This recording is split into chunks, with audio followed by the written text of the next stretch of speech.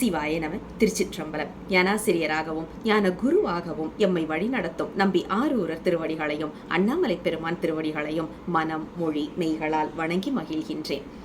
பன்முக நோக்கில் 9ஆம் திருமுறை என்ற இந்த அற்புதமான நிகழ்வு 365 நாட்களாக, அதாவது ஒரு வருட காலம் என்று திட்டமிடப்பட்டு இன்று மிகச் சிறப்பாக 300வது நாளை எட்டியுள்ளது. அண்ணாமலையாரும் நம்பி ஆரூரரும் வழிநடத்த இந்த நிகழ்வு வீரநடை வெற்றி நடை போட்டு கொண்டிருக்கின்றது என்றுதான் சொல்ல வேண்டும். காரணம் என்னன்னா, இந்த நிகழ்வுடைய ப்ரொடியூசர் அண்ணாமலையார், டைரக்டர் நம்பி ஆரூரர், நான் வெறும் டெக்னிக்கல் அசிஸ்டன்ட் தான். அந்த விதத்துல மிகச் சிறப்பாக இந்த நிகழ்வுகளை செய்து கொண்டு வருகின்றார். யாரு என்னைக்கு எந்த தலைப்புல பேசணும் என்பது முதற்கொண்டு அண்ணாமலையார் முடிவு செய்து நடந்து வருவது நிதர்சனமான உண்மை. இதுல பங்கெடுத்த அனைவருக்கும் அது நன்றாக தெரிந்த ஒன்று. 100வது நிகழ்வு, 200வது நிகழ்வு, 300வது நிகழ்வு என்ற இந்த மூன்றையும் ஒருவரை வைத்தே அண்ணாமலையார் செய்து வருகின்றார்.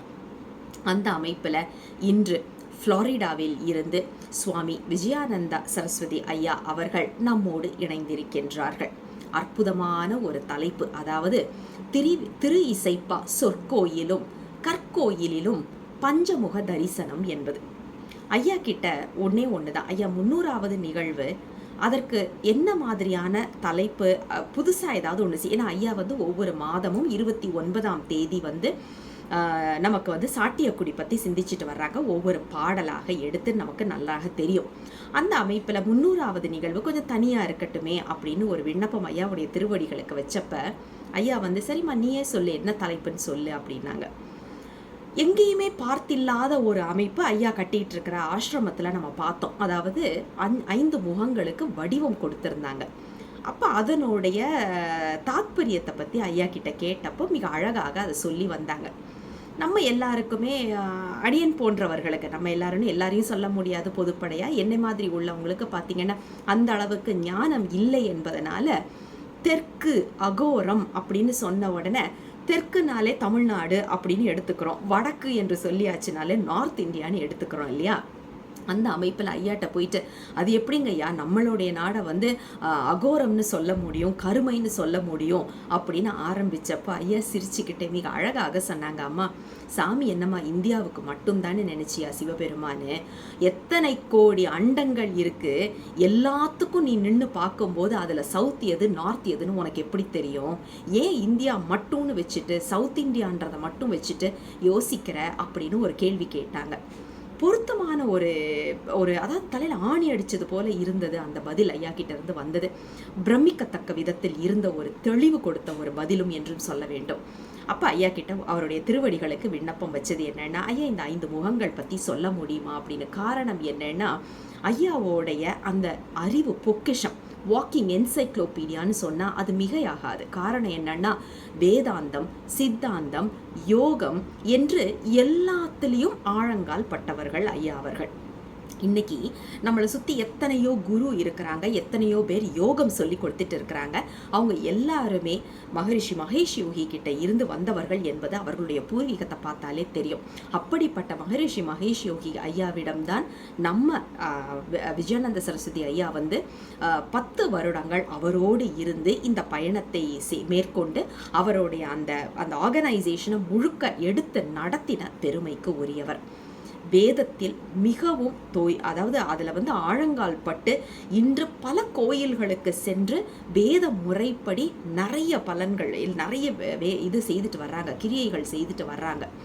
அதே மாதிரி பார்த்தீங்கன்னா எல்லாருக்குமே வேதம் போய் சேர வேண்டும் என்ற உயரிய கொள்கை கொண்டவர்களாக சாமானியப்பட்டவர்களையும் ஜாதி மதம் பேதம் எதுவுமே இல்லாமல் அவர்களையும் அழைத்து அவர்களுக்கு வேதம் சொல்லி கொடுத்து உருத்திர அபிஷேகம் செய்து வைக்கின்றார்கள். காரணம் என்னன்னா, ஐயாவை பொறுத்த வரைக்கும் ருத்ரம் சொல்லியே பெருமானுடைய திருவடி அடைந்த உருத்திர பசுபதி நாதரை நாம் ஏன் ஒரு குருநாதராக எடுத்து செய்யக்கூடாது என்ற ஒரு கேள்வி ஐயாவோடுக்கு இந்த பாதைக்கு ஐயாவுக்கு ஒரு காரணமா இருந்ததுன்னு சொல்லும்போது நம்மளுடைய நாயன்மார்களை எப்படி போற்றி துதிக்கின்றார்கள் அப்படிங்கிறது ரொம்ப மகிழ்ச்சியாகவும் ஆனந்தமாகவும் இருந்தது.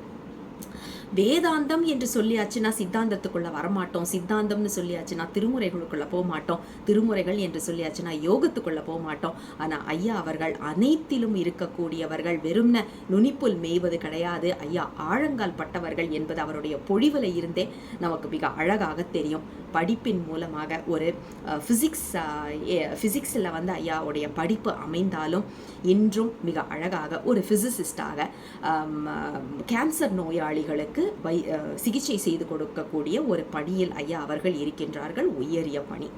அப்படிப்பட்டவர்கள் தான் இன்று 5 முகங்கள் பற்றி நம்ம கூட உரையாடுவதற்காக வந்திருக்கின்றார்கள். ஏன்னா அடியனுடைய ரொம்ப சாதாரணமாக சில்லி கொஸ்டின்ஸ்ன்னு சொல்லுவோம் இல்லையா, அந்த மாதிரி அறிவிலித்தனமான கேள்விகளுக்கெல்லாம் மிக தெளிவாக பதில் சொன்னார்கள். அதனால இந்த மாதிரி கேள்விகள் நிறைய நம்ம மனசுல இருக்கலாம். அப்படிங்கிறதுனால இதை பதிவாக எடுக்கலாம் என்று ஐயாவின் திருவடிகளுக்கு விண்ணப்பம் வைத்ததன் காரணமாக இந்த பஞ்சமுக தரிசனம் நமக்கு இன்று ஒரு பதிவாக வர இருக்கின்றது. ஐயா அவர்கள் இதை 9ஆம் திருமுறையோட வேதத்தோடு இணைத்து பொழிவை கொடுப்பதற்காக நம்மோடு இணைந்திருக்கின்றார்கள்.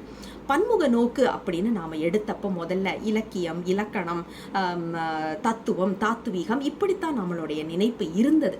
ஆனால் அண்ணாமலையாரோடைய உண்மையான எண்ணம் என்னவாக இருந்தது அப்படிங்கிறது ஒவ்வொரு நிகழ்விலையும் நமக்கு தெரியுது.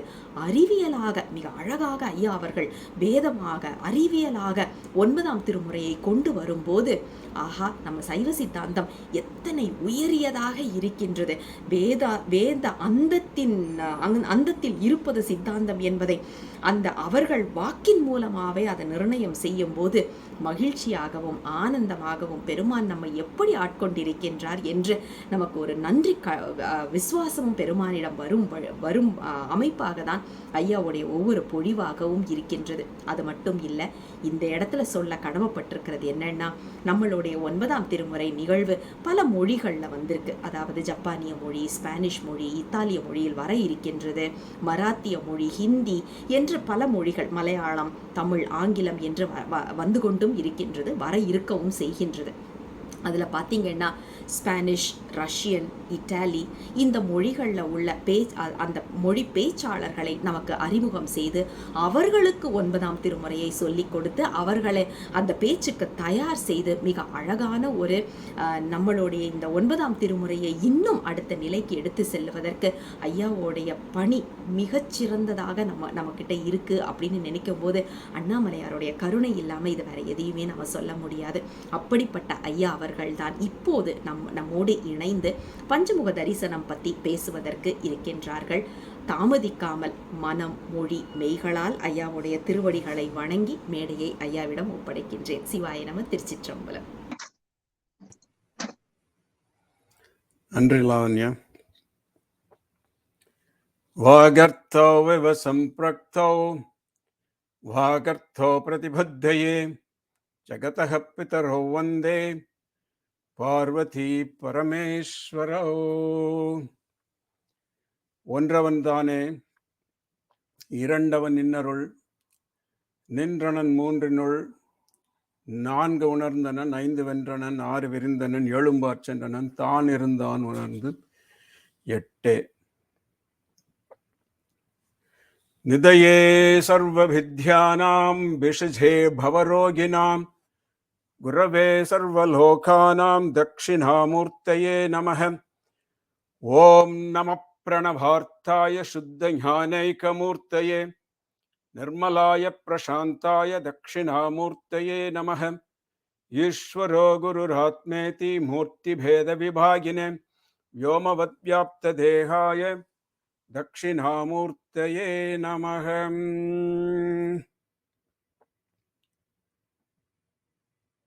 உளியர்கோன் வெப்பொழித்த புகலியர்கோன் கடல் போற்றி ஆளிமிசை கண்மிதப்பில் அணைந்த பிரானடி போற்றி வாழி திருநாவலூர் வன் தொண்டர் பதம் போற்றி ஊழிமலை திருவாத ஊரர் திருத்தாள் போற்றி ஈராண்டில் சிவஞானம் பெற்றுயர்ந்த மேகண்டார் இணைத்தாள் போற்றி நாராண்ட வல்லடியார்க்கு அருள் புரிந்த அருள் நந்தி நற்றாள் போற்றி, நீராண்ட கடந்தை நகர் மறை ஞான சம்பந்தர் நிழல் தாள் போற்றி, சீராண்ட தில்லை நகர் உமாபதியார் செம்பதுமத் திருத்தாள் போற்றி போற்றி. வரந்திடு பொய்கை முன் நிரம்பமற்று அவன் உறைந்திடும் முதலை வந்து உதிப்பவண்ணதால் இறந்திடும் மகன் வளர்ந்தெய்த பாடல் ஒன்றறிந்திடும் சுந்தரன் அடிகள் போற்றுவாம். சிவனின் 5 முக வடிவங்கள் திருவிசைப்பா சொற்கோவிலிலும் திருவண்ணாமலை ஆசிரம கற்கோவிலிலும் என்ற தலைப்பை வைத்து இந்த சிவனின் 5 முகங்கள் எவ்வாறு சித்தரிக்கப்பட்டன, எங்கிருந்து நமக்கு கிடைத்தன, எப்படி இவை விவரிக்கப்பட்டுள்ளன என்ற விவரங்களை இந்த பொழிவின் மூலமாக நாம் தெரிந்து கொள்ள முயற்சி செய்வோம். அதற்கு முன்பாக ஒரு முக்கியமான கருத்தை கூற விளைகிறேன். மெய்வருத்தம்பாரார், பசி நோக்கார், கண் துஞ்சார், கர்மமே கண்ணாயினார் என்ற முதுமொழிக்கு ஏற்ப மெய் வருத்தம் பாராது, பசியும் நோக்காது, கண் துஞ்சாது, இந்த ஒரு விடாமுயற்சியை பன்முக நோக்கில் 9ஆம் திருமுறை என்ற நிகழ்வை, ஞான வேள்வியை இன்று வரை நடத்தி கொண்டு வந்து 300வது நாளை எட்டி இருக்கும் சிவலாவண்யா அவர்களுக்கு மனமார்ந்த வாழ்த்துக்களை கூறி வாழ்த்தி மற்றும் ஒரு கருத்தை கூற விளைகிறேன். திருவண்ணாமலையில் ரமண மகரிஷி, அவருக்கு திருவண்ணாமலை எங்க இருக்குன்னே தெரியாது, ஒரு 12 வயசுல திருவண்ணாமலைன்னு உள்ள ஒழித்து கொண்டே இருந்தது. எப்படியோ வந்துச்சேன்னு அந்த கதையெல்லாம் உங்களுக்கு தெரியும். அவர் தன்னுடைய உபதேச சாரம் என்ற நூலில்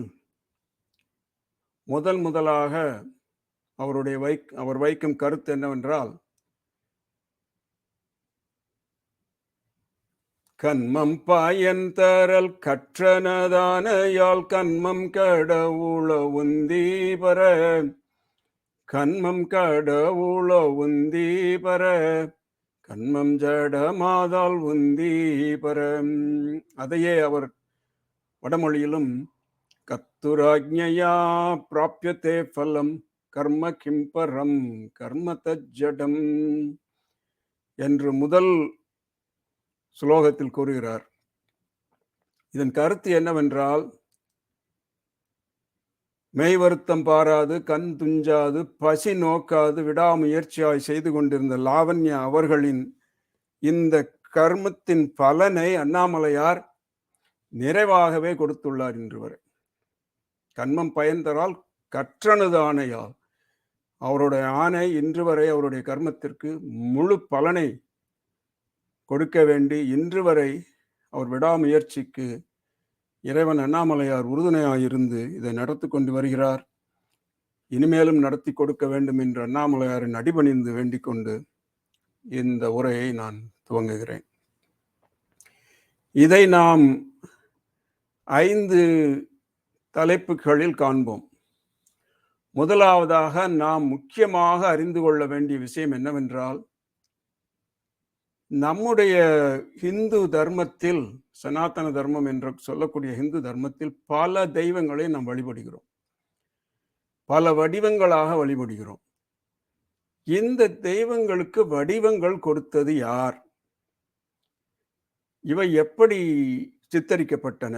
சிற்பிகளாலும் ஓவியர்களாலும் எப்படி சித்தரிக்கப்பட்டன என்ற ஒரு தலைப்பையும், இந்த வடிவங்கள் கற்பனையாளர்களின் கற்பனையா அல்லது அருளாளர்களின் கண்கொள்ளா காட்சியா, அருளாளர்கள் கண்ட கண்கொள்ளா காட்சியா? மூன்றாவதாக நாம் எடுத்துக்கொண்ட தலைப்பில் இந்த 5 முகங்கள், சிவனுடைய 5 முகங்கள், 5 வடிவங்கள் உபநிடதங்களிலும் வேதங்களிலும் எவ்வாறு சித்தரிக்கப்பட்டுள்ளன? அதை தவிர்த்து நம்முடைய ஆகமங்களில் எவ்வாறு சித்தரிக்கப்பட்டுள்ளன, இந்த 5 வடிவங்களுக்கு, சிவனுடைய 5 வடிவங்களுக்கு நாம் சிலை வடிவம் கொடுக்க வேண்டும் என்றால் அவை எப்படி சித்தரிக்கப்பட வேண்டும் என்று ஆகமங்களில் கூறப்பட்டுள்ளன. இதை கவனித்துவிட்டு நாம் 4வதாக திருவிசைப்பாவில் இந்த 5 திருமுகங்களை எவ்வாறு அருளாளர்கள் கூறியுள்ளார்கள் என்ற ஒரு முக்கியமான கருத்தை நாம் பார்த்துவிட்டு இறுதியாக ஒரு சில மணித்துளிகளே இந்த 5 முகங்களும் 5 உருவங்களும் எப்படி திருமூலர் திருமுறை ஆசிரமத்தில் திருவண்ணாமலையில் சித்தரிக்கப்பட்டுள்ளன, சிற்பியால் செதுக்கப்பட்டுள்ளன. திரு லாவண்யா அவர்கள் கூறியது போல உலகத்திலே எங்கும் இல்லாத ஒரு காட்சி உங்களுக்கு இங்கே கிடைக்கும். இந்த 5 வடிவங்களும் ஒரு சிலை வடிவமாக செய்யப்பட்டு வழிபாடு செய்யப்பட்டு வருகின்றன. தியான மண்டபத்தில் உள்ளன இவை என்ற கருத்துக்களை நாம் ஆராய்வோம். முதலில் இந்த வடிவங்களை கொடுத்தது யார்? இவை நான் கூறியபடி கவிஞரின் கற்பனையோ சிற்பியின் சிந்தனையிலோ, கவிஞரின் கற்பனையிலோ சிற்பியின் சிந்தனையிலோ அல்லது ஓவியரின் சித்தத்தில் விளைந்த சித்திரத்திலோ விளைந்த விசித்திரங்கள் அல்ல. பிறகு எங்கிருந்து இந்த வடிவங்கள் வந்தன, எவ்வாறு வந்தன என்றால் அதற்கு விடை நமக்கு வேதத்தில் கிடைக்கிறது. என்னவென்றால் ரிக்வேதத்திலும் ஸ்வேதாஸ்வதார உபனிஷத் என்ற உபநிடத்திலும் இந்த கருத்து கூறப்படுகிறது. ரிக்ஷோ அக்ஷரே பரமே வியோமன் யஸ்மின் தேவா அதிவிஸ்வே நிஷேதுஹு யஸ்தன்ன வேதாகம் ரிச்சா கரிஷ்யதி. அதாவது அக்ஷரங்கள் என்று சொல்லக்கூடிய வேதங்களும் திருமுறைகளும் திருமறைகளும் எங்கு இருக்கின்றன என்றால் மனம் வாக்கு கடந்த ஒரு நிலையில் உள்ள ஒரு கடவுள் ஞானம் பெற்ற நிலையில் உள்ள சிவஞானம் என்று சொல்லக்கூடிய அந்த ஞானத்தில் உள்ள அந்த அறிவில் இவை நமக்கு தெளிவாக்கப்படுகின்றன. இந்த வேதங்களும் வேத மந்திரங்களும் உபநிடதங்களும் திருமுறைகளும் திருமறைகளும்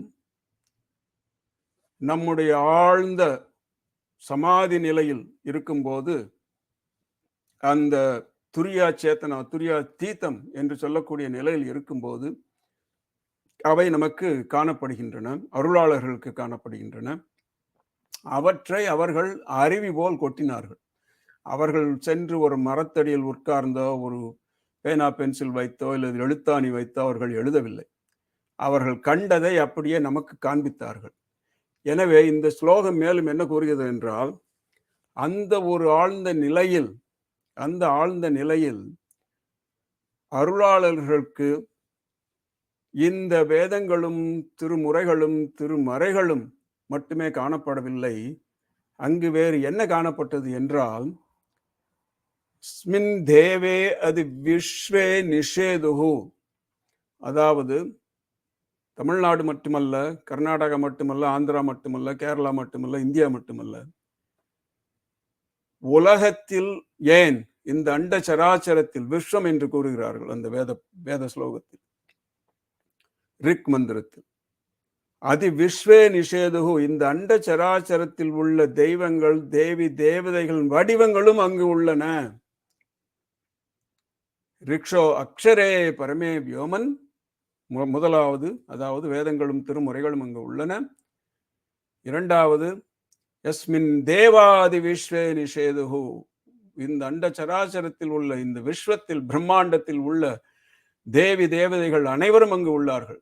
அப்படி என்றால் அங்கு யாராரால் செல்ல முடிகிறதோ, ஆழ்ந்த நிலைக்கு சென்று அந்த நிலையை அனுபவிக்க முடிகிறதோ அவர்களுக்கு இவர்கள் நிச்சயமாக காட்சி கொடுப்பார்கள்.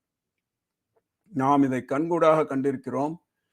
இது இன்று நேற்று நடந்த கதை இல்லை. காலம் தொட்டு நம்முடைய தேசத்தில், நம்முடைய நாட்டில், எல்லா மாநிலங்களிலும் இந்த ஒரு அனுபவ ரீதியான ஒரு அரும்பெரும் பொக்கிஷம் நமக்கு கிடைத்துள்ளது.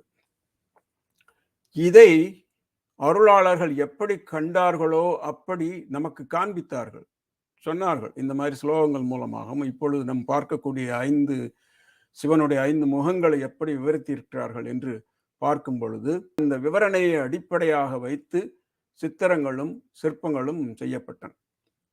எனவே இதற்கு ஆதாரமானது நம்முடைய ஒரு தனி மனிதன், அது பெண்ணோ ஆணாக இருக்கலாம். அவர்கள் ஆழ்ந்த நிலையில் செல்லும் போது அந்த காட்சி அவர்களுக்கு கட்டாயமாக கிடைக்கும். ஔவையாரில் இருந்து ஔவையார் பிள்ளையாரை பார்த்து அதை விவரிக்கிறார். சீதக்களப செந்தாமரை பூவும் பாதச்செலம்பும் பலை செய்பாட பொன்னரை ஞானம் பூ என்று பல விவரமாக விவரிக்கிறார். அதே போல் அருணகிரிநாதர் முருகனை விவரிக்கிறார். இப்படி இவர்கள் விவரித்ததின் பெயரில் வந்த சித்திரங்கள் தான் நமக்கு கிடைத்தவை. யார் எவர் அந்த ஆழ்ந்த நிலைக்கு செல்லுகிறார்களோ, செல்ல முடிகிறதோ, அவர்களுக்கு நிச்சயமாக அதே காட்சி கிடைக்கும் என்பதில் சந்தேகமே இல்லை. இதைத்தான் நம்முடைய விவேகானந்தரும் கூறினார். இவைகள் எல்லாம், இந்த வடிவங்கள் எல்லாம் ஒரு ஓவியரின் கற்பனையிலோ இல்லை கவிஞரின் கற்பனையிலோ வளர்ந்தவை அல்ல. அவர் ஆங்கிலத்தில் என்ன கூறினார் என்றால், they were in the silence of samadhi. They were revealed to the seers. seer என்றால் ரிஷிகள்.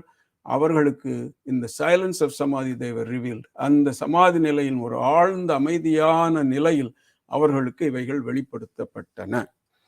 இதற்கு அடுத்தாப்போல் வேதம் என்ன கூறுகிறது என்றால், இதை கூறிவிட்டு, இந்த 2 உண்மையையும் கூறிவிட்டு, இந்த உண்மையை தெரியாதவர்களை வேதம் என்ன செய்யும்? இந்த உண்மையை தெரியாதவர்களுக்கு வேதத்தால் என்ன பிரயோஜனம்? எனவே இந்த உண்மையை உங்களுக்கு பிடிபடவில்லையானால் நீங்கள் வேதம் கற்பதில் பயன் இல்லை. எந்த உண்மை? இந்த வேதங்களும் இந்த தேவதைகளும் தேவர்களும் ஆழ்ந்த நிலையில் உள்ளார்கள். அந்த நிலைக்கு செல்லாமல் மேலெழுந்த வாரியாக வேதம் படிப்பதோ வேதம் சொல்லுவதோ, கிளிப்பிள்ளை மாறி சொல்லுவோம் என்று ஒரு பழமொழி இருக்கிறது, கிளிப்பிள்ளை மாறி சொல்லாதே என்று. அப்படித்தான் டேப் ரெக்கார்டர் மாதிரி தான் இருக்குமே ஒழிய அந்த வேதத்தின் முழு பயனும் அவர்களுக்கு கிட்டாது. அதனால் ஒரு பிரயோஜனமும் இல்லை என்று வேதமே திட்டவட்டமாக கூறுகிறது. யஸ்தன்ன வேதா கிம் ரிக்ஷா கரிஷ்யதி. இதை அறியாதவர்களுக்கு வேதங்கள் என்ன செய்ய முடியும்? ஒன்றும் செய்ய முடியாது. இதை அறிந்தவர்களுக்கு என்று அதற்கும் பதில் கூறுகிறது. இதை அறிந்தவர்கள் அந்த நிலையில் சென்று அந்த தேவதைகளின் அருளை பெற்று அவர்கள் திருவடியில் இருந்து எல்லையில்லா ஒரு ஆனந்தத்தை அனுபவிக்கிறார்கள் என்ற உண்மையையும் அந்த கடைசி வரியில் இது கூறுகிறது. அடுத்தாற்போல் இப்பொழுது நாம் ஒரு உண்மையை உணர்ந்து கொள்ள வேண்டும். இது ஒரு தேசத்துக்கு மாத்திரம் உண்மையா, இல்ல ஒரு மனித குலத்திற்கு மாத்திரம் உண்மையா, இல்லை இது ஒரு காலகட்டத்திற்கு மாத்திரம் உண்மையா என்று நாம் ஆராயும் போது இல்லவே இல்லை. ஏனென்றால் இது நமக்கு இப்பொழுது கண்கூடாக நாம் காண்கிறோம். இந்த உண்மையை வெளிநாட்டவர்கள் கூட, சென்ற பொழிவில் நான் கூறியது போல, ஆஸ்திரியாவை சேர்ந்த தியரிட்டிக்கல் பிசிசிஸ்ட் ஃபிரிட்சாஃப் காப்ரா என்று சொல்லக்கூடிய ஒரு பெரிய விஞ்ஞானி நடராஜனின் தரிசனத்தை கண்டுள்ளார். ஒரு கடற்கரையில் உட்கார்ந்து ஆழ்ந்த நிலையில் இருக்கும்போது அவருக்கு நடராஜனுடைய தரிசனம் கிட்டியது. எனவே இது ஒரு மனித குலத்தையோ ஒரு நாட்டையோ ஒரு தேசத்தையோ ஒரு நிறத்தவரையோ சேர்ந்ததல்ல, எல்லோருக்கும் பொது உரிமை.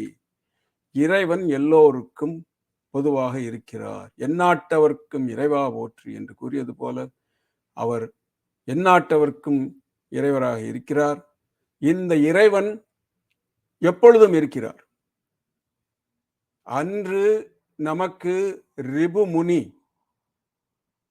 கேதார்நாத்தில் எப்படி அந்த சிவபெருமானை கண்டு, எப்படி அந்த நடராஜரை, அவர் சிதம்பரத்தில் நடராஜரை பார்க்கல, ரிபு முனி நடராஜரை சிதம்பரத்துல பார்க்கல, அவர் எங்க பார்த்தார்? கேதார்நாத்ல பார்த்தார். கேதார்நாத்ல பார்த்துட்டு அத்வைத்திலேயே மிக உயர்ந்த அத்வைத்தமான ரிபு கீதை என்ற ஒரு நூலை நமக்கு அருளினார். அது அவருடைய சீடர் நிதாகர் மூலமாக நமக்கு கிடைக்கிறது. இந்த ரிபு கீதையின் அதற்கு மேல உங்களுக்கு அத்வைத்தத்துல புஸ்தகமே கிடையாது. ஹையஸ்ட் த பினக்கல் ஆஃப் அத்வைத்தம் என்று சொல்லுவோம். அப்படிப்பட்ட அத்வைத வேதாந்தத்தில் அவர் இறைவனை உருவமாக சித்தரிக்கிறார். எப்படி உருவமாக சித்தரிக்கிறார் என்றால் நடராஜ வடிவமாக சித்தரிக்கிறார். இந்த தருணத்தில் மற்றும் ஒரு சிறிய நிகழ்வையும் தங்களுடன் பகிர்ந்து கொள்ள விரும்புகிறேன்.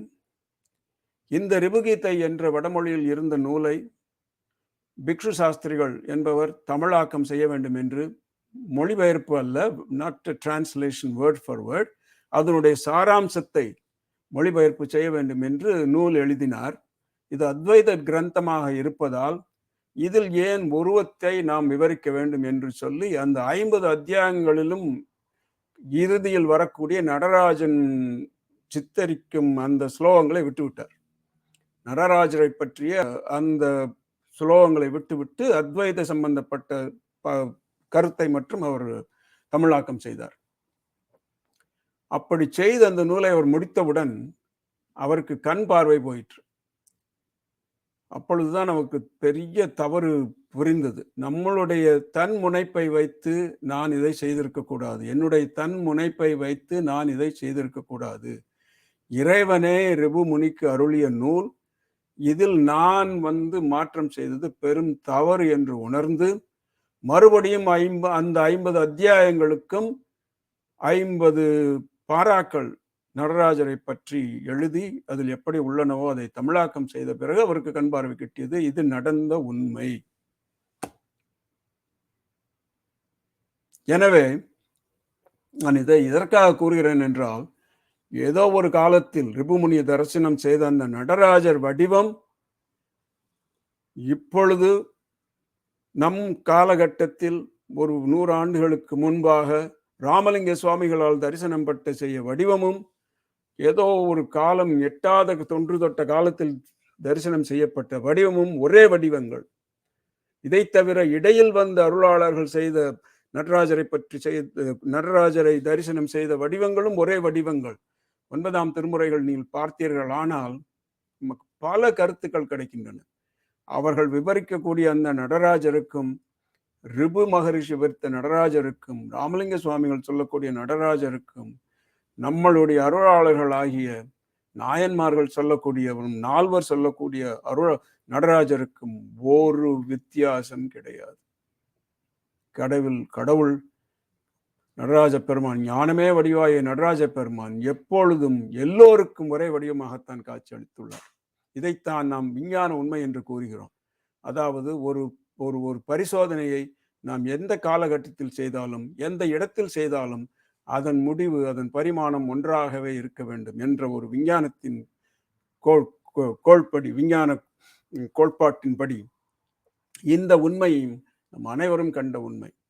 எனவே இதை கருத்தில் கொண்டு இப்பொழுது நாம் இந்த 5 முகங்களை பற்றிய ஒரு சிந்தனையில் இறங்குவோம். இப்பொழுது 5 முகங்களை பற்றி கூறும்போது, ஒவ்வொரு திசைக்கும் ஒவ்வொரு வடிவமாக கூறுகிறார்கள். நீங்கள் கேள்விப்பட்டிருப்பீர்கள். சிவபெருமானின் கிழக்கு முகமானது தத்புருடர் என்றும், தெற்கு முகமானது அகோரமூர்த்தி என்றும், மேற்கு முகமானது சத்யோஜாதர் என்றும், வடக்கு முகமானது வாமதேவர் என்றும், எல்லாவற்றிற்கும் மேலோங்கி நிற்கும் ஊர்துவ முகமாகியது ஈசானர் என்றும் இதை பெயரிட்டு கூறியுள்ளார்கள். இந்த 5 முகங்களை பற்றிய கருத்து எங்கிருந்து வந்தது, இதை முதலில் நமக்கு அளித்தவர் யார் என்று நாம் சிறிது ஆலோசனை செய்யும் பொழுது நமக்கு ஒரு மிகப்பெரிய உண்மை கிடைக்கிறது. அதாவது பஞ்ச பிரம்ம உபனிஷத் என்ற ஒரு உபனிடத்தில் இந்த உண்மையை மிக அழகாக நமக்கு பிப்பலாத ரிஷி என்ற ஒரு மகா முனிவர் நமக்கு அருளி செய்கிறார். இந்த பிப்பலாத ரிஷி யார் என்று கேட்டீர்களானால், இவருடைய சரித்திரம் நமக்கு ஒரு சில குறிப்புகளே கிடைக்கின்றன. அந்த குறிப்புகளின்படி இவருடைய தந்தையார் ததீச்சி முனிவர் என்றும், தாயார் சுவர்ச்சசா என்றவரும் இவருடைய பெற்றோர்கள். இவருடைய தாயார் இவரை கர்ப்பமாக இருக்கும் பொழுது தேவர்களுக்கும் அசுரர்களுக்கும் போர் நடந்ததில் தேவர்கள் தோற்று போக வேண்டிய நிலை ஏற்பட்டது. ஒரே ஒரு வழிதான் இருந்தது. அதாவது ஒரு பெரிய ஞானி, உயர்ந்த ஒரு ஞானி, ததீச்சி போன்ற ஒரு முனிவரின் முதுகு தண்டு, அந்த முதுகு எலும்பை வைத்து வஜ்ராயுதம் மாதிரி செய்தால் அவர்கள் அந்த அசுரர்களை வெல்லலாம் என்று ஒரு நிலை வந்தது. அந்த நிலையில் ததீச்சி தன்னை அழித்து கொண்டு தன்னுடைய முதுகெலும்பை அவர்களுக்கு கொடுத்து அந்த போரில் அவர்களை வெல்லச் செய்தார். ததீச்சி இறந்தவுடன் கர்ப்பிணியாக இருந்த இந்த சுவர்ச்சசா என்ற அவர் மனைவி தன்னுடைய வயிறை ஒரு கூர்மையான கல்லால் கிழித்து அந்த குழந்தையை எடுத்து ஒரு அரச மரத்தின் கீழ் விட்டுவிட்டு அந்த அம்மையார் இறந்து விட்டார். அந்த அரச மரத்தின் கீழ் இருந்ததால் பீப்பிள் ட்ரீ என்று நாம் ஆங்கிலத்தில் கூறுகிறோம். அந்த அரச மரத்தின் இருந்து அதில் அவருடைய அந்த அம்மையாருடைய தங்கையோ எவரோ அவரை தத்தெடுத்து அரச மரத்தின் கீழ் இருந்ததனால் அவருக்கு பிப்பலாத ரிஷி என்ற பெயர் பெற்றது. இந்த என்ற பெயர் வழங்கியது.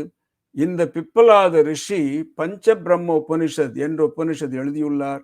அந்த உபனிஷத் எப்படி தொடங்குகிறது என்றால், அவர்களுடைய சீடர்கள், அதாவது பிப்பலாத ரிஷியின் சீடர்கள் இவரை கேள்வி கேட்கிறார்கள். என்ன கேள்வி கேட்கிறார்கள் என்றால், முழு முதற் கடவுள் யார்?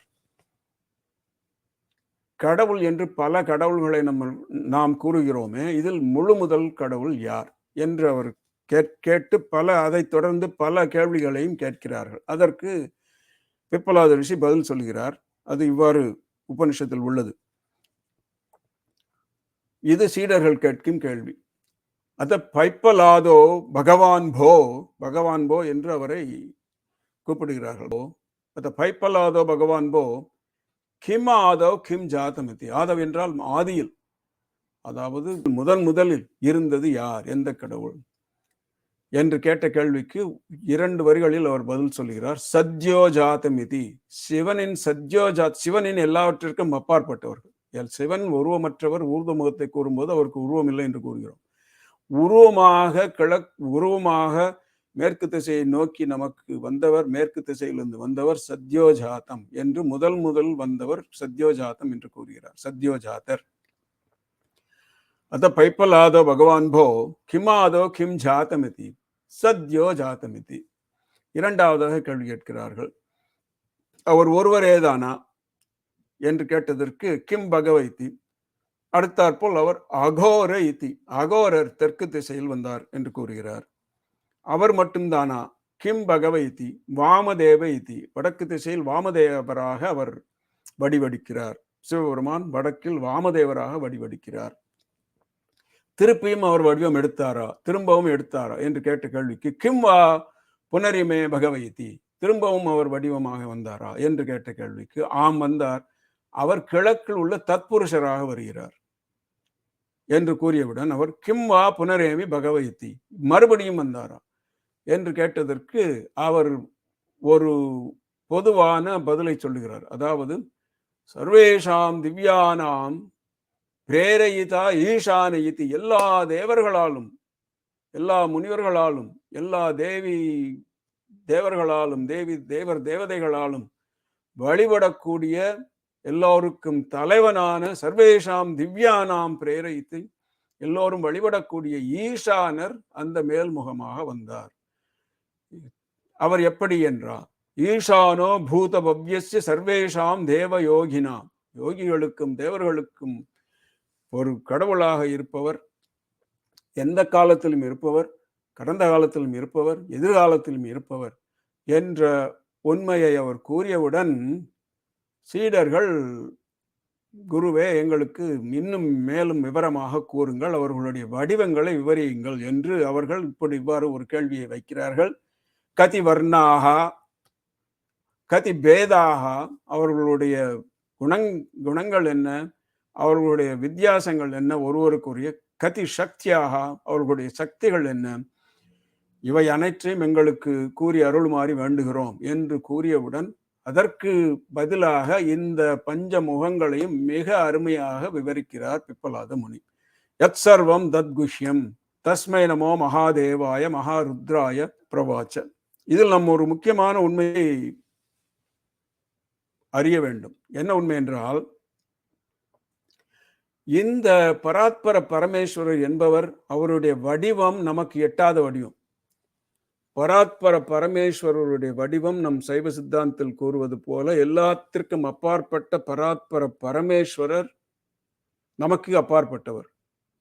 அந்த பராத்பர பரமேஸ்வரர்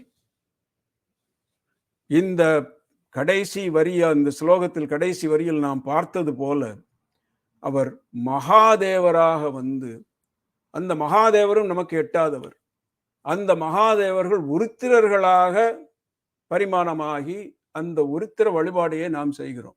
பல உருத்திரர்களாக வந்து இந்த பிரபஞ்சத்தை பல பல வழிகளிலும் நடத்தி கொண்டு செல்பவர்கள், கர்ம நமக்குரிய கர்ம பலாபலன்களை கொடுக்கக்கூடியவர்கள் அந்த உருத்திரர்களே. எனவே இங்கு இறைவனின் கருணையை நாம் ஆழ்ந்து ஆராய்ச்சி செய்ய வேண்டும். ஒன்றும் உருவமற்ற அந்த பராத்பர பரமேஸ்வரர் நமக்கு இவ்வாறு பலவேறு வடிவங்களாக பரிமாணமாகி நாம் வழிபடக்கூடிய வடிவங்களில் வந்து அருள்கிறார் என்றால் பெரியவா கருணை என்று கருவூர் தேவர் கூறியது போலவே நாமும் கூற வேண்டும். எனவே இந்த 5 வடிவங்களும் நமக்கு இவ்வாறு சித்தரிக்கப்படுகின்றன. பஞ்ச பிரம்மோபனிஷத் என்று சொல்லக்கூடிய உபனிஷத் இது.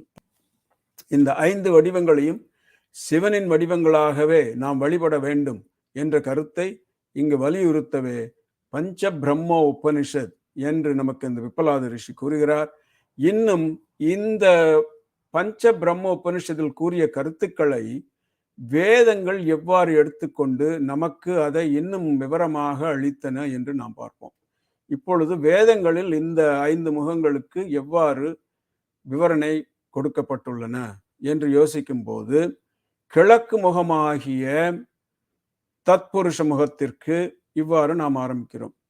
தத்புருஷாய வித்மஹே மகாதேவாய தீமஹி தன்னோ ருத்ர பிரச்சோதயாத். நான் கூறியபடி தத்புருஷர் என்பவர் எல்லாவர்க்கும் அப்பாற்பட்ட அந்த பராத்பர பரமேஸ்வரர். அவர் மகாதேவராக வந்து அதற்கப்புறம் ருத்ரராக வந்து நமக்கு எட்டக்கூடிய அளவில் இருக்கிறார். எனவே தத்புருஷர், அதன் பின் மகாதேவாய தீமஹி தன்னோ ருத்ர பிரச்சோதயாத். இப்பொழுது நம்முடைய பிரார்த்தனை உருத்திரர்களை நோக்கித்தான் உள்ளது. இந்த மந்திரத்தில் மகாதேவரையோ அல்லது தத்புருஷரையோ நோக்கி அல்ல. தத்புருஷாய வித்மஹே, உன்னை நான் தத்புருஷர் என்று அறிகிறேன், ஆனால் அது எனக்கு ஒரு எட்டாத விஷயம். ஆனால் உன்னை நான் மகாதேவனாக தியானிக்கிறேன். அந்த தியானம் செய்தாலும் நீ வந்து எனக்கு மகாதேவராக அருளாவிட்டாலும் ருத்ரராக வந்து எனக்கு நீ அருள் செய் என்று தன்னோ ருத்ர பிரச்சோதயா என்ற மிக ஒரு அருமையான கருத்தை இந்த மந்திரம் கூறுகிறது. இந்த தத்புருஷரை பற்றிய விவரங்கள், அவருடைய வடிவம் என்ன என்று கூற வந்த வேதங்கள், அந்த பஞ்சபிரம்ம உபனிஷத்தின் அடிப்படையில் கூற வந்த வேதங்கள் என்ன கூறுகிறது என்றால், சம்வர்தாக்னி தடித் பிரதீப்த கனக பிரஸ்பர்த்தி தேஜோருணம் கம்பீரத்வனி சாமவேத ஜனகம் தாம்ராதரம் சுந்தரம் அர்த்தேந்து திலோல பிங்கள ஜடாபார பிரபத்தோதகம் வந்தே சித்தசுராசுரேந்திர நமிதம் பூர்வமுகம் शूलिनः. ओम नमो भगवते रुद्राय. ओम ह्रीं नमः शिवाय. पूर्वांगरुद्राय नमः. ओम ह्रीं नमः शिवाय. பூர்வாங்கமுகாய நமः என்று அந்த முதல் தத்புருஷ முகத்தை பற்றிய விவரணை நமக்கு வேதங்களில் கிடைக்கிறது. இதன் பொருள் என்னவென்றால், சம்பர்தாக்னி தடித் பிரதீப்த கனக, நெருப்பில் புடம்போட்ட நெருப்பில் இடப்பட்ட கனகம் போலவும், சம்பர்தாக்னி தடித் பிரதீப்த கனகத்தை போலவும் ஜொலிப்பவர். இன்னும் ஒரு உதாரணம் கூறுகிறார்கள், பிரஸ்பர்த்தி தேஜோ அருணம், அப்பொழுதே உதித்து கொண்டு வருகிற அந்த சூரியன், தங்க நிறமான பொன்னிறமான ஒரு செம்மையான நிறம் கலந்த அந்த அருணம், தேஜோ அருணம், அந்த வடிவமாகவும் அந்த நிறமாகவும் நெருப்பில் புடம்போட்ட இடப்பட்ட பொன்னின் ஜொலிப்பாகவும் உள்ளார் இறைவன். பிரஸ்பத் கம்பீரம். மற்றபடி அவருடைய அம்சங்கள் என்னவென்றால், கம்பீரத்வனி சாமவேத ஜனகம் தாமிராதரம் சுந்தரம் என்று கூறுகிறார்கள். நாம் இப்பொழுது 9ஆம் திருமுறைக்கு செல்வோம். இந்த விவரணை நமக்கு எங்கு கிடைக்கிறது? பொன் போன்ற வடிவமானவர் என்ற விவரணை நமக்கு திருமாளிகை தேவர் முதலிலே கூறிவிடுகிறார். ஒளிவளர் விளக்கே என்ற அந்த பதிகத்தில், திரம்பிய பிறவிச்சில தெய்வ நெறிக்கே திகைக்கின்றேன் தன திகையாமே, நிறம் பொன்னும் மின்னும் நிறைந்த சேவடி கீழ் நிகழ்வித்த நிகரிலா மணியே என்று அவரை பொன் வடிவமாக கூறுகிறார். அறம்பல திறங்கொண்டு அருந்தவர்க்கு அரசாய ஆளின் கீழ் இருந்த அம்பலவா, புரஞ்சமன் புத்தர் பொய்கள் கண்டாய தொண்டனேன் புனருமா புனரு. எவ்வளவு அருமையான ஒரு கருத்து பாருங்க. அது மட்டுமல்லாமல் திருவாலியம் அமுதனாரும் பந்த பாசம் எல்லாம் அற பசுபாசம் நீக்கிய பன் முனிவரோடு அந்தனர் வழங்கும் அணியார்தல்ல எம்பலவன் செந்தழல் புரை மேனியும் திகழும் திருவயிரும் வயிற்றுனில் உந்திவான் கழியன் உள்ளத்து உள்ளிடங்கொண்டனவே. செந்தழல் புரை, தீயில் இடப்பட்ட தங்கம். ஒரே விவரணை, ஒரே வடிவங்கள். எந்த மொழியிலும் சரி, எந்த தேசத்திலும் சரி, எந்த நாட்டிலும் சரி, எந்த அருளாளர் ஆனாலும் சரி, இறைவன் அவர்களுக்கு ஒரே வடிவமாகவே காணப்படுகிறான். இதையேதான் நமக்கு நம்மளுடைய மாணிக்க வாசகரும் திருப்பள்ளி எழுச்சியில் செந்தழல் ஊரை திரு மேனியும் காட்டி திருப்பெருந்துரை ஊரை கோவிலும் காட்டி என்ற ஒரு கருத்தை மிக அழகாக நமக்கு இந்த திருமுறைகள் அருளி செய்கின்றன. அடுத்தாற்போல் இந்த கிழக்கு முகத்தின் மற்றொரு தன்மை என்னவென்றால், கம்பீரத்வனி சாமவேத ஜனகம். சாமவேதம் இந்த முகத்தில் இருந்துதான், சிவனுடைய இந்த கிழக்கு முகத்தில் இருந்து சாமவேதம் வந்தது. வேதங்களிலே மிக உயர்ந்த வேதம் சாமவேதம். இந்த சாமவேத கானத்தை வைத்துத்தான் இராவணன் இறைவனை கெட்டியாக பிடித்தான். இந்த சாமவேத கீதத்தினால் இறைவனை அவன் மிக கவர்ந்து விட்டான். தன்னுடைய வயிற்றை கிழித்து அந்த குடலை வைத்து வீணை வாசித்து சாமவேதம் ஓதியதாக நமக்கு கருத்துக்கள் கிடைக்கின்றன. இதையேதான் பகவத்கீதையிலும் கூறுவார்கள். பகவத்கீதையிலும் வேதங்களில் நான் சாமவேதம் என்று அங்கும் பகவான் கிருஷ்ணன் கூறுகிறார். எனவே இந்த சாமவேதமானது இறைவனின் கிழக்கு முகத்தில் இருந்து வந்தது. அந்த ஒரு கருத்தையும் செம்பு, அதாவது காப்பர் என்று நாம் சொல்லக்கூடிய மிக பாலிஷ் செய்யப்பட்ட, அதாவது மெருகூட்டப்பட்ட செம்பை போன்ற பிரகாசத்தை உடையவரும் ஆக உள்ளவர் இந்த கிழக்கு முகத்தில் உள்ள தத்புருஷர். எனவே இந்த கருத்தையும் நமக்கு கருவூர் தேவர் கூறுகிறார். கருவூர் தேவர் வேதம் படித்தவர். சாட்டியக்குடியில் வேதபுரீஸ்வரருக்கு பல அருமையான பாடல்கள் அமைத்து கொடுத்துள்ளார். தொழுதுபின் செல்வது அயன்முதற் கூட்டம் தொடர்வன மறைகள் நான்கெனினும் என்று மறைகளையும் இறைவனை இணைத்து அவரிடம் வந்த மறைகள் அவரை எப்பொழுதும் தொடர்ந்து சென்று கொண்டே இருக்கும் என்ற கருத்தை கருவூரார் நமக்கு கூறுகிறார் 9ஆம் திருமுறையில். அதற்கு அடுத்தாற்போல் இந்த கிழக்கு முகத்தின் வேறு என்ன அம்சங்கள் என்று கேட்டால், இறைவனுடைய திரு உருவத்தை சித்தரிக்கிறார்கள். அர்த்தேந்து திதிலோல பிங்கள ஜடாபார பிரபத்தோதகம். அதாவது அர்த்த இந்து, இந்து என்றால் நிலவு, அர்த்தம் என்றால் பிறை நிலவு. அந்த பிறை நிலவு எங்கே இருக்கிறது என்றால், எப்பொழுதுமே ஆடிக்கொண்டிருக்கிற அந்த ஜடாமுடியில் அர்த்தேந்தத்தில் லோல பிங்கள, லோலம் என்றால் எப்பொழுதும் அசைந்து ஆடிக்கொண்டிருக்கின்ற அந்த இறைவனுடைய ஜடாமுடியில் அர்த்தேந்தத்தில் லோல பிங்கள ஜடாபார பிரபத்தோதகம். எங்கு அந்த அந்த உதக்கம் கங்கோதக்கம் என்று கங்கையும் இருக்கிறாளோ அங்கு இந்த பிறைச்சந்திரனும் உள்ளார். இது இந்த கிழக்கு முகத்தில் தத்புருஷருடைய வடிவம்.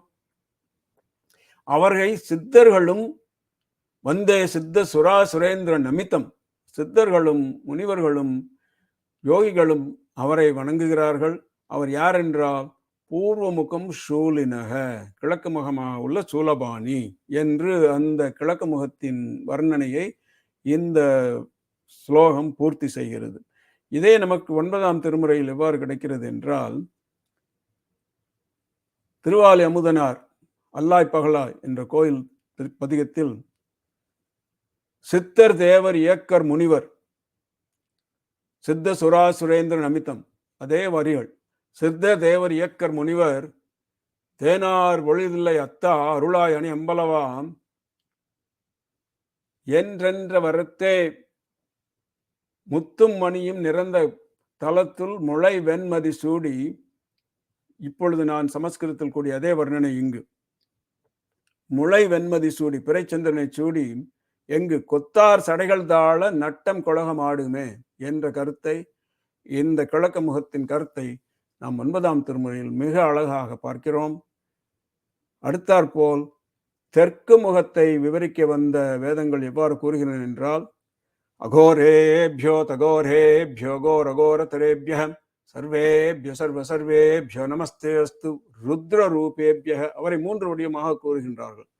நீ கோரமான வடிவமாகவும் கோரமற்ற ஒரு நல்ல சாந்தமான வடிவமாகவும் இரண்டும் கலந்தது, அதாவது அகோரேபியோ தகோரேபியோ என்ற 2 அம்சங்களும் சேர்ந்தவராகவும் இவ்வாறு 3 விதமாக நமக்கு காணப்படுகிறவர் இந்த அகோரமூர்த்தி என்று சொல்லக்கூடிய தெற்கு முக வடிவனராகிய அகோரமூர்த்தி. அவர் எப்படி என்றால், எங்கும் நீக்கமர நிறைந்து எப்போதும் உள்ள அந்த மூர்த்தி பற்பல உருத்திர வடிவங்களாக பரிமாணித்து உள்ளார்.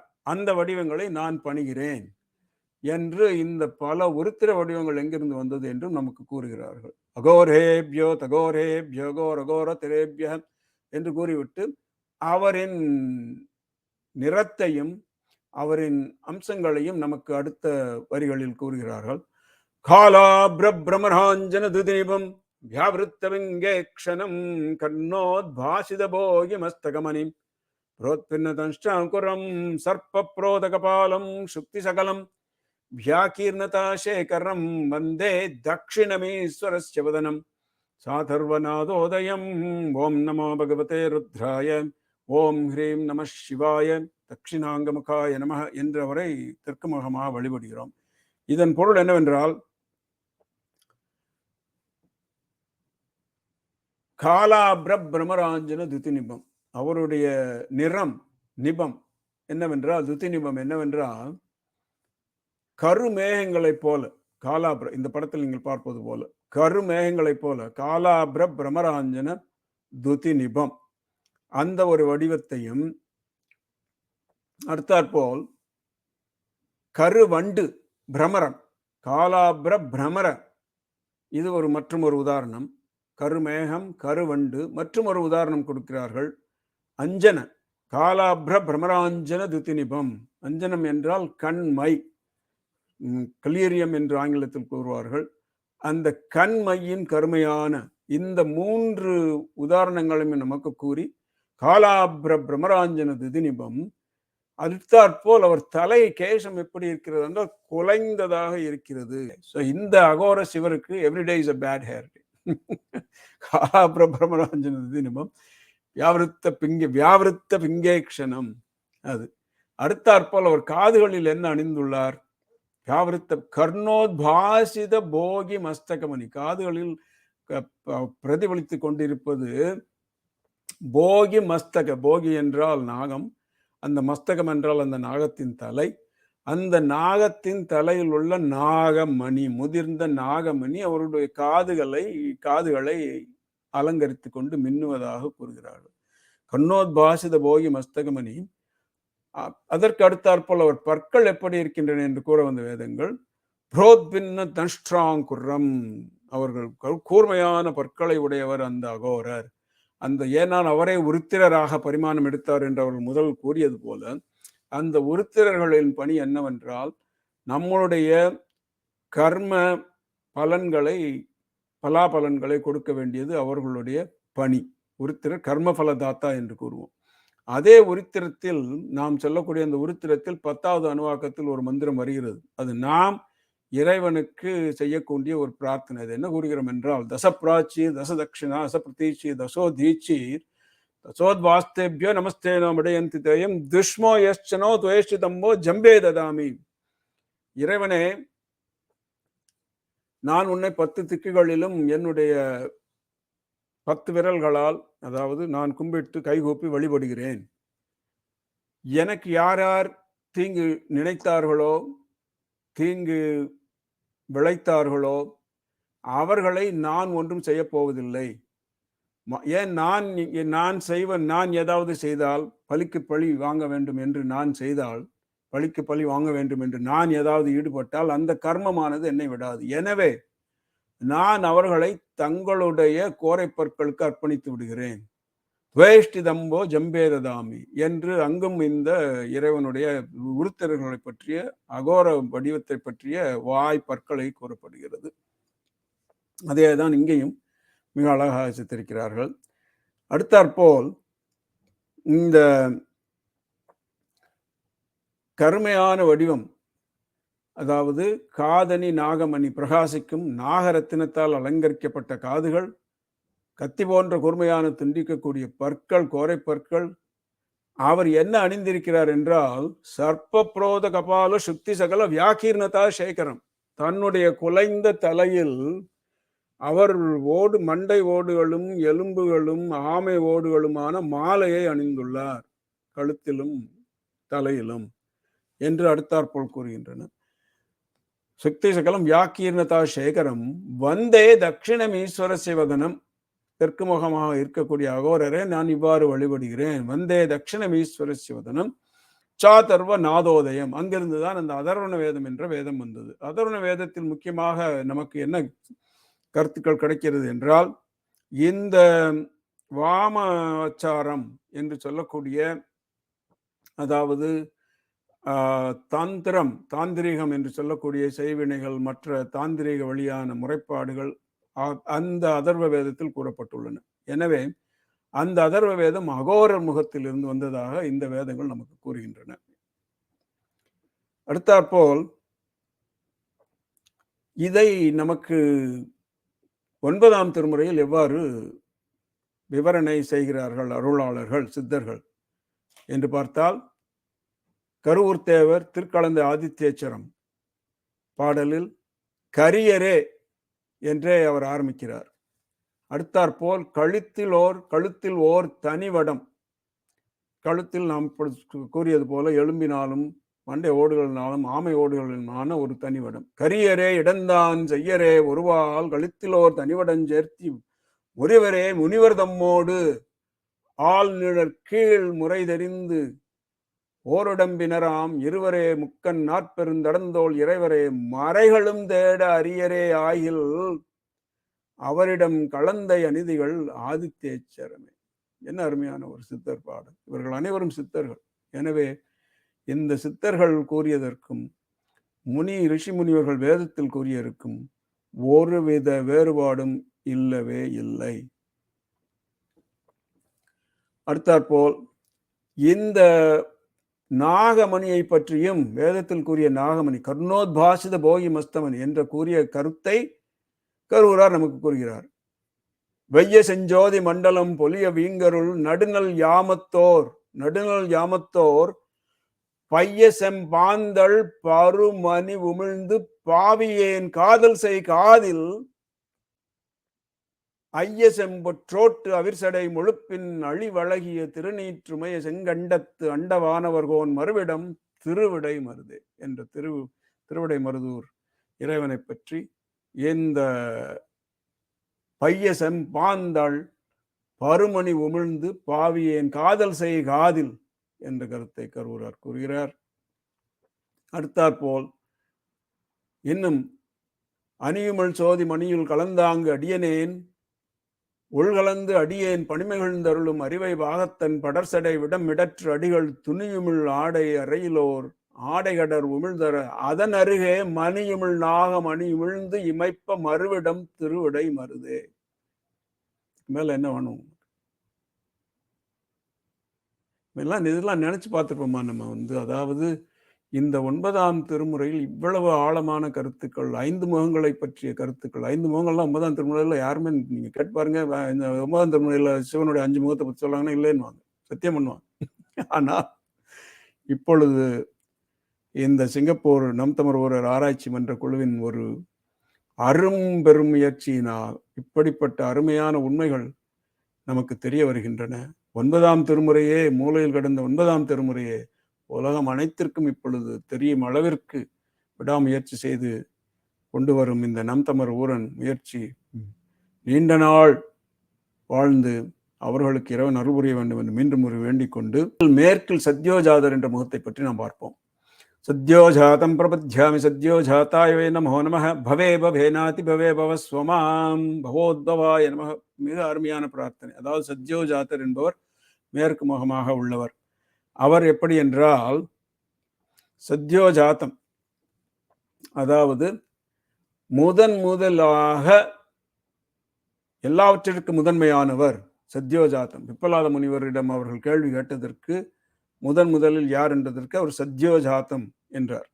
அதே கருத்தைத்தான் இங்கே கூறிய சத்யோஜாத்தம் பிரபத்யாமி, இந்த சத்யோஜாத்தராகிய உன்னை நான் சரணடைகிறேன். பிரபத்யாமி, ஏன் சரணடைகிறேன் என்றால் சத்யோஜாத்தம் பிரபத்யாமி சத்யோஜாதாயவை நமோ நமக, சரணடைந்து உன்னை மறுபடியும் நான் நமஸ்கரிக்கிறேன். சத்யோஜாதாயவை நமோ நமக. ஏன்? சத்யோஜாத்தம் பிரபத்யாமி சத்யோஜாதாயவை நமோ பவே பவே நாதி பவே, மறுபடியும் என்னை இந்த பவசாகரத்தில் கொண்டு வந்து தள்ளாதே. இதுக்கு மேல என்ன பிரார்த்தனை வைக்க முடியும்? பவே பவே நாதி பவே பவஸ்வமாம் பவ உத்பவாய நமக, இந்த பவசாகரத்தை உற்பத்தி செய்தவரே, பவ உத்பவாய, இந்த பிரபஞ்சத்தை உற்பத்தி செய்தவரே, உத்பவாய பவ உத்பவாய நமக, என்னை இந்த பவசாகரத்தில் மறுபடியும் தள்ளாதே. சத்யோஜாத்தம் பிரபத்யாமி, சரணடைகிறேன். சத்யோஜாத்தம் பிரபத்யாமி சத்யோஜாதாயவை நமோ நமः பவே பவே நாதி பவே பவஸ்வமாம் பவோத்பவாய நமக என்று அந்த ஸ்லோகத்தை கூறிவிட்டு அவருடைய திரு உருவம் எப்படி என்று அடுத்த ஸ்லோகங்களில் நமக்கு விவரிக்கிறார்கள். அவர் எப்படி என்றால் பிராளேயாச்சலம் இந்து குந்த தவளம் கோக்ஷீரஃபேன பிரபம் பஸ்மாப்யங்கமனங்க தேக தகனம் ஜ்வாலாவலி லோச்சனம் பிரம்ம விஷ்ணு மருத்கனார்ச்சித பதம் ரிக்வேதநாதோதயம் வந்தேகம் சகலம் கலங்கரஹிதம் ஸ்தானோர்முகம் பश्चिमம் பிராளயாச்சலம் இந்து குந்த தவளம். அது கோக்ஷீர ஃபேன பிரபம். கோக்ஷீரம் என்றால் பால், பசுவின் பால். கோக்ஷீரம் பசுவின் பால். அந்த பசுவின் பாலை காய்ச்சும் போது அந்த நுரை எவ்வளவு வெண்மையாக வருகிறதோ அந்த வெண்மையான களங்கமற்ற வெண்மையான நிறத்தை உடையவர். கோக்ஷீர ஃபேன பிரபம். பிராளயாச்சலம் இந்து குந்த தவளம், தன்னுடைய தலைமுடியில் தூய மல்லிகை மலர் போன்ற பிரகாசமான வெண்ம நிறத்தை உடையவராகிய உன்னுடைய தலைமுடியில் அந்த இந்து என்கிற பிறைச்சந்திரன் தவழ்கிறார். பிராளயாச்சலம் இந்து குந்த தவளம் கோக்ஷீரபேன பிரபம் பஸ்மாபியங்க. உடம்பு எவ்வாறு இருக்கிறது என்றால் பஸ்மாபியங்கம் அனங்க தேகனம், பஸ்மத்தால் வெண்மையாக, பஸ்மத்தால் அப்படியே பஸ்மத்தை முழுவதும் அணிந்து கொண்டுள்ள பஸ்மாபியங்கம் அனங்க தேக தகனம், அந்த வெண்மையான வெந்நீர் அணிந்த திருமேனியில் செம்மையான தீயை போன்ற கண்கள், பஸ்மாத் எங்கம் அனங்க தேக தகனம் ஜுவாலாவலிலோச்சனம். இந்த சத்யோஜாதரை யார் யார் வழிபடுகிறார்கள் என்று கூற வந்த வேதங்கள் பிரம்ம விஷ்ணு மருத்கனார்ச்சித பதம். இங்குதான் பிரம்மா விஷ்ணு உரித்திரர் என்று கூறுகிறார்கள். நான் அடிக்கடி கூறுவது போல பிரம்மா விஷ்ணு சிவன் என்று சொல்லக்கூடாது. இங்கு பாருங்கள், பிரம்மா விஷ்ணு உரித்திரர் மூவரும் வணங்கக்கூடிய பாதங்கள் உன்னுடைய பாதங்கள் என்று கூறுகிறார்கள். விஷ்ணு பிரம்ம மருத்கனா உரித்திர கணங்கள் அர்ச்சிக்கக்கூடிய பாதம் உன்னுடைய பாதம், சத்யோஜாதருடைய பாதம். முதலாக எப்போதும் முழுமுதற் கடவுளாக இருந்தவர் நீ, சத்யோஜாதம். எல்லாம் தோன்றுவதற்கு முன்னாக தோன்றியவன் நீ, எல்லாவற்றையும் தோற்றுவித்தவன் நீ என்ற உன்னுடைய பாதத்தை, இந்த முழுமுதல் கடவுளாகிய உன்னுடைய பாதங்களை, வெண்மையான வடிவ உடைய உன்னுடைய பாதங்களை பிரம்மா விஷ்ணு உருத்திர கணங்கள் அர்ச்சனை செய்கின்றன. விஷ்ணு பிரம்ம மருத்கன அர்ச்சித பதம் தங்களுடைய முகத்தில் இருந்து, மேற்கு முகத்தில் இருந்து ரிக்வேதம் ஆகிய வேதம் வெளிப்பட்டது. இதை நமக்கு 9ஆம் திருமுறை எப்படி காண்பிக்கிறது என்று பார்ப்போம். அதற்கு முன்பாக இந்த ஒரு வரியையும் பார்த்து விடுவோம். வந்தேகம் சகலம் கலங்க ரஹிதம். அதில் ஒரு கலங்கம் இல்லை, அதாவது ஒரு குறையில்லாத முகம். எது? சத்யோஜாதம். அதுதான் மென்மையாக உள்ளது. வந்தேகம், அதை நான் வழிபடுகிறேன். இந்த சத்யோஜரை வழிபடுகிறேன். இதை கருவூர் தேவர் திருமுகத்தலை பாடலில் கூறுகிறார். விரிய நீரால கருமையும் சாந்தின் வெண்மையும் செந்நிறத் தொழியும் கரிய நீராடும் கனலும் தொழிரும் கழுத்திலோர் தனிவடங்கட்டி முறியுமாறெல்லாம் முறிந்தழகியாய் முகத்தலை அமர்ந்தாயை பிரியுமாறுளதே பேய்களாம் செய்த விளை பொறுத்தாண்ட பேரொழியே. அருமையான பாட்டு.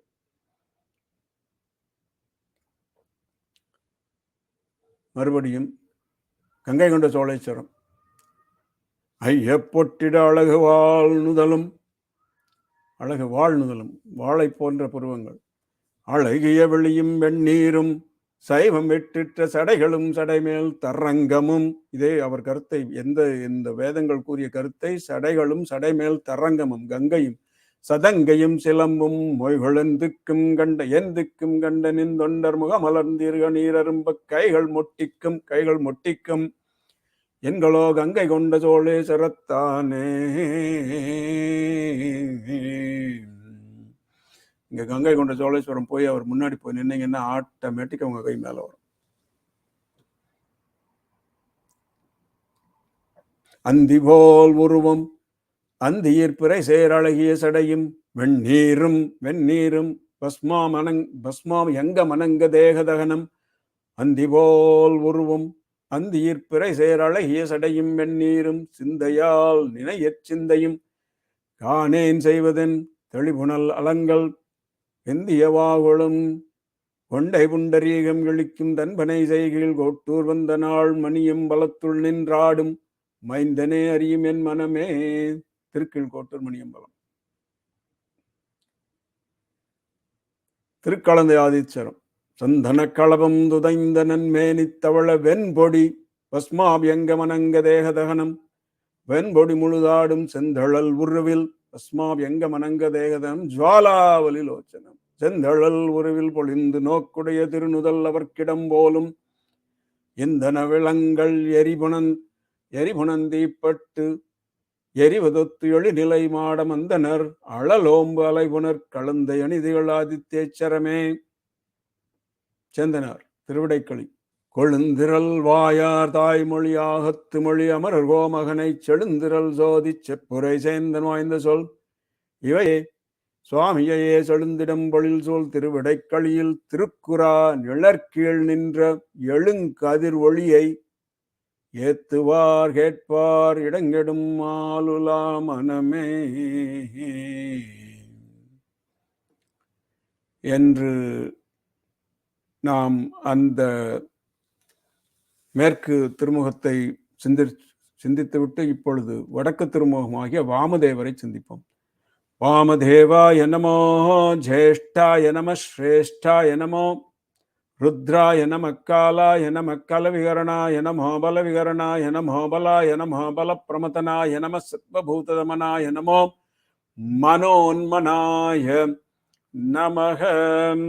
வடக்கு முகமாகிய வாமதேவரும் மூத்தோருக்கு மூத்தோரும் ஜேஷ்டாய நமோ, ஸ்ரேஷ்டாய நமோ வாமதேவாய. மூத்தோருக்கு மூத்தோரும் சிறந்தோருள் சிறந்தோரும் ஜேஷ்டாய ஸ்ரேஷ்டாய. ஸ்ரேஷ்டர் என்றால் சிறந்தோருள், ஜேஷ்டா என்றால் மூத்தோர். வடக்கு முகமாகிய வாமதேவரும் மூத்தோருக்கு மூத்தோரும் சிறந்தோருள் சிறந்தோரும் உருத்திரரும் காலனுக்கே காலனானாரும் கற்பனைக்கு எட்டாதவரும் கல விகரணாய நமக. கற்பனைக்கு எட்டாதவர், காலாய காலனுக்கே காலனானவர், கற்பனைக்கு எட்டாதவர், கல விகரணாய பலாய பலத்தை கொடுப்பவர், புஷ்டியை கொடுப்பவர், பலமே ஆனவர், அனைத்து சக்திகளையும் அடக்கி ஆளும் உன்மத்தருமாகிய வாமதேவனை உத்தர திசையில் வணங்குகிறேன். சர்வபூத தமனாய மனோன்மனாய, மனோன்மனாய என்றால் சித்தம்போக்கு சிவம்போக்கு, உன்மத்தர். மனோன்மனாய மன உன்மனாய நம, உன்மத்தர்.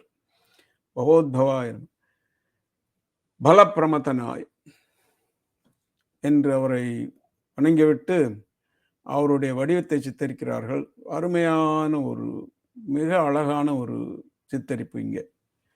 கௌரம் குங்கும பங்கிதம், கௌரம் குங்கும பங்கிதம் சுதிலகம் வியாபாண்டு பண்டஸ்தலம் ப்ரூவிக்ஷேப கட்டாட்ச வீக்ஷணலசத் சங்சிக்த கர்ணோத்பலம் ஸ்னிக்தம், புன்சிரிப்பு, ஸ்னிக்தம் பிம்பபலாதரம், கோவை பழங்களை போன்ற உதடுகள், ஸ்னிக்தம் பிம்பபலாதரம் பிரஹசிதம் நீலாலகாலாங்கிருதம் வந்தே யாஜுஷ வேத கோஷ ஜனகம் வக்திரம் ஹரஸ்யோத்தரம். ஓம் நமோ பகவதே ருத்ராய, ஓம் ஹ்ரீம் நம சிவாய, உத்தராங்கமுகாய நமக. இப்பொழுது இந்த ஒவ்வொரு வடிவங்களுக்கும், அதாவது இந்த வடக்கு முகமாகிய வாமதேவரின் ஒவ்வொரு வடிவங்களுக்கும் ஒவ்வொரு அம்சத்துக்கும் நாம் திருமுறையில் 9ஆம் திருமுறையில் என்ன கருத்து வருகிறது என்று இப்பொழுது பார்த்துவிட்டு ஈசான முகம் என்ற ஊர்து முகத்திற்கு செல்லுவோம். அனைத்து திசைகளிலும் குறைவற்ற கருணையை வழங்கும் கண்களும் புருவங்களும், காதில் தும்பை மலரும் அணிந்தவர். புரு விக்ஷேப கட்டாட்சம், விக்ஷேப கட்டாட்சம் என்றால் பிளவுபடாத குறைபடாத கருணை. புரு விக்ஷேப கட்டாட்ச வீக்ஷணலசத் சன்சக்த கருணோத்பலம், தும்பை மலரை அணிந்தவர். அதற்கு உத்பலம் என்று பெயர். அடுத்தாற்போல் ஸ்னிக்தம் பிம்பபலாதரம் பிரஹசிதம் நீலால காலாங்கிருதம், சிவப்பு பிம்பப்பழம், அதாவது கோவைப்பழம் போன்ற இனிமையான சிரிக்கும் உதடுகள் மற்றும் நீலம் மலர்களால் அலங்கரிக்கப்பட்ட ஜடாமுடி. ஸ்னிக்தம் பிம்பபலாதரம் பிரஹசிதம் நீலால காலாங்கிருதம். இந்த முகத்திலிருந்து எஜுர்வேதம் தோன்றியது. வந்தே யாஜுஷ வேத கோஷ ஜனகம் பக்திரம் ஹரஸ்யோத்தரம் என்று இதை முடிக்கிறார்கள். ஓம் நமோ பகவதே ருத்ராய, ஓம் ஹ்ரீம் நம சிவாய, உத்தராங்கமுகாய நமக. இதற்கு பாருங்கள், சேந்தனார் திருவெளிமலை தன்னடி நிழற்கீழ் என்னையும் தகைத்த சசிகுவா மௌலியை தானே என்னிடை கமலம் மூன்றினுள் தோன்றி எழுஞ்செழுஞ்சுடரினை அருள் சேர் மின்னடுங்கடலுள் வெள்ளத்தை வீழி மிளையலுள் விளங்கு வெண் பளிங்கின் பொன்னடிக்கு அடிமை புக்கின போக விடுவனோ பூண்டு கொண்டேனே. அடுத்தாற்போல் கருவூர் தேவர்.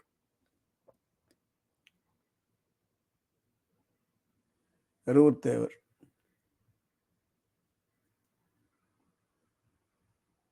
பவளமே மகுடம் பவளமே திருவாய், பார்த்தோம் இல்லையா?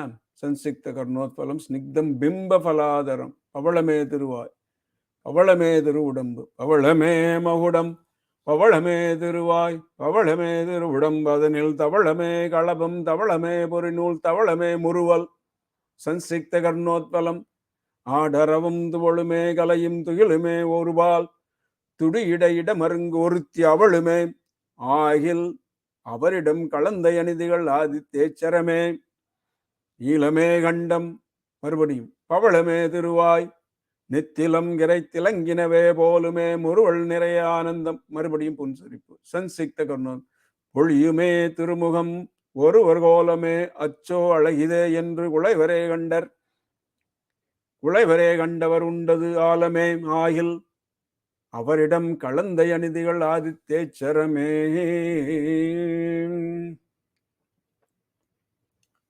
ஊர்து முகம், மேல் நோக்கிய முகம். ஈசான சர்வ வித்யானாம் ஈஸ்வர சர்வபூதானாம் பிரம்மாதிபதிர் பிரம்மனோதிபதிர் பிரம்மா சிவோமே அஸ்து சதா சிவோம் என்று ஈசான முகத்தின் ஒரு வழிபாடு ஸ்லோகத்துடன் இந்த பகுதியை நாம் ஆரம்பிப்போம். அதாவது ஈசான சர்வ வித்யானாம் ஈஸ்வர சர்வபூதானாம் பிரம்மாதிபதி பிரம்மனோதிபதி பிரம்மா சிவோமே அஸ்தி.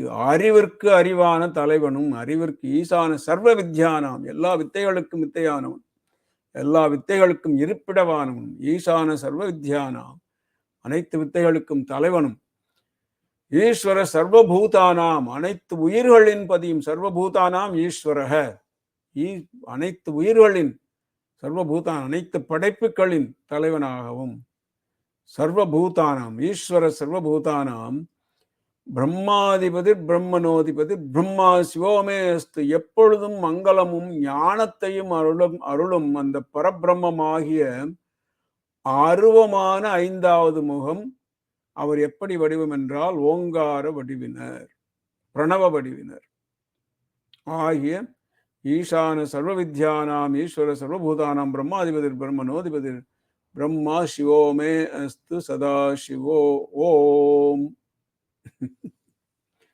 இதை சிறிது விரிவாக பார்ப்போம். இதற்கு என்ன ஸ்லோகம் அவருடைய விவரிக்கக்கூடிய என்ன ஸ்லோகம் என்றால் வியக்தா வியக்த நிரூபிதஞ்ச பரமம் சத்ரும் சதத்வாதிகம் தஸ்மாத் உத்தர தத்துவம் அக்ஷரமிதி தியேயம் சதா யோகிபிஹி.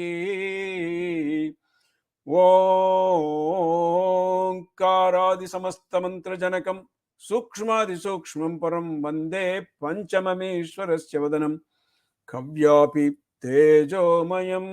இங்குதான் திருவண்ணாமலை பற்றிய கருத்து நமக்கு கூறப்படுகிறது.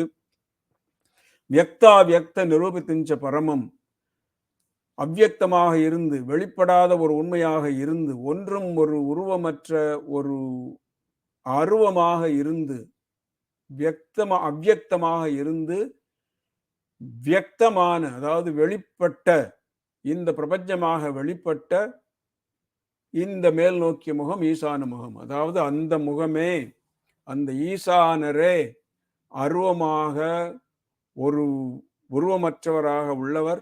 அந்த உருவமற்றவரே அருவமாக இருந்தவரே இந்த படைப்பின் அனைத்து உருவமாகவும் ஆகி உருவமாக நமக்கு சிவலிங்க வடிவிலும் காட்சி தந்து பிரம்மா விஷ்ணு அவர்களின் கடுமையான போட்டியின் போது யார் உயர்ந்தவன் என்ற ஒரு தன்முனைப்பு போட்டியின் போது இருவருக்கும் இடையில் ஒரு எல்லையற்ற ஒளி பிளம்பாக நின்றவர் வியக்தா வியக்த நிரூபித்திஞ்ச பரமம் சத்ரும் தத்துவாதிக. அப்படி அருவமாக இருந்தவர் எப்படி இந்த பல கோடி உருவங்களாக வெளிப்பட்டார் என்றால் வேதங்கள் கூறுகின்றன 36 தத்துவங்கள் என்று கூறுகின்றன. இது சைவ சித்தாந்தம்.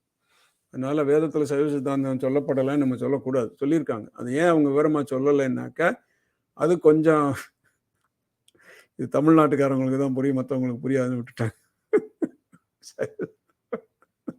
அதனால அந்த ஒரு சத்ரும்ச தத்துவாதிகம் அப்படின்னாக்க 36 தத்துவங்கள் மூலமாக வெளிப்பட்டார் அந்த உருவமற்ற பராத்பர பரமேஸ்வரர் 36 தத்துவங்களாக வெளிப்பட்டார் என்று கூறுகிறார்கள். ஆனால் நாம் அத்வைதத்தில் படிக்கும் போது 24 தத்துவம் படிக்கிறோம். 36 தத்துவங்கள் கூறப்பட்டுள்ளன. வெளிப்படாத பரபிரம்மம் 36 தத்துவங்களாகி வெளிப்பட்ட பிரபஞ்சம் அனைத்தும் ஆகி அருவமாகி உள்ள மேல் திசை முகமே அந்த ஈசானர். எனவே அழியாத வீடு பெற வேண்டி யோகிகள் உயர்ந்த தத்துவமானவரை எப்போதும் நிலைத்திருக்கும் சத்தியமாக தியானிக்கிறார்கள். எப்போதும் நிலைத்திருக்கும் சத்தியம். தஸ்மாத் உத்தர தத்துவம், அதாவது உயர்ந்த தத்துவம் அதுதான், அதுக்கு மேல தத்துவமே கிடையாது. அதுதான், அதனாலதான் சித்தாந்தம், சித்தத்தின் முடிவு, சித்திக்கப்பட்டதின் முடிந்ததின் முடிவு. தஸ்மாத் உத்தர தத்துவம் அக்ஷரம். இது அக்ஷரம் என்றால் அழிவற்ற ஒரு உண்மை. எனவே உன்னை யோகிகள் அவ்வாறு தியானிக்கிறார்கள், உன்னையே தான் தியானிக்கிறார். எனவே அழியாத வீடு பேறு வேண்டி யோகிகள் உயர்ந்த தத்துவமான உன்னை எப்போதும் நிலைத்திருக்கும் சத்தியமாக தியானிக்கிறார்கள். ஓங்காராதி ஓங்காராதி சமஸ்த மந்திர ஜனகம். ஓங்காரத்தில் இருந்து, ஓங்காரம் என்ற பிரணவ மந்திரத்தில் இருந்து மந்திர மகோததி என்று சொல்லக்கூடிய மந்திர சமுத்திரங்களான மந்திர கடல்களான மந்திரங்கள் அனைத்தும் இந்த ஊர்துமுகமாகிய ஈசான முகத்திலிருந்து வந்தவை. ஓங்காராதி ஓங்காரம் தொடங்கி சமஸ்த மந்திர ஜனகம் எல்லா மந்திரங்களும் உன்னிடம் பிறந்தன. ஜனகம் நீ பிறப்பிடம். ஓங்காராதி சமஸ்த மந்திர ஜனகம்.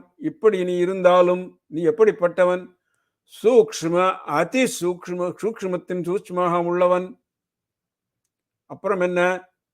சூக்ஷ்ம அதி சூக்ஷ்ம பரம் அனைத்து அதையும் கடந்தவன். அதனாலதான் இந்த ஊர்து முகமானது பல 4 முகங்களாக வெளிப்பட்டு நாம் வழிபடக்கூடிய உருவங்களாக நமக்கு இறைவன் அருள் செய்திருக்கிறார். சிவலிங்க வடிவாகவும் அரு உருவமாகவும் இந்த 4 வடிவங்களாகவும் அநேக உருத்திரர்களாகவும் சூலபாணியாகவும் கங்காதாரி ஆகவும் இப்படி பல வடிவங்களை இந்த உருவமற்ற ஈசானர் நமக்கு அருளியுள்ளார். எனவே சூக்ஷ்மம் அதிசூக்ஷ்மம் அதையும் கடந்தவன். சூக்ஷ்ம அதிசூக்ஷ்மம் பரம். அப்புறம் எப்படி? கவ்யாபி தேஜோமயம் ஒளி வடிவாக நிறைந்து நின்றவன். அங்கிங்கனாதபடி எங்கும் பிரகாசமாய் எங்கும் பிரகாசமாய் அங்கிங்கனாதபடி சமஸ்தம சூக்ஷ்மா வந்தே பஞ்சமமீஸ்வரஸ்ய வதனம். 5வது முகமாகிய பஞ்சமமீஸ்வரஸ்ய வதனம். உன்னை எவ்வாறு வழிபடுகிறேன்?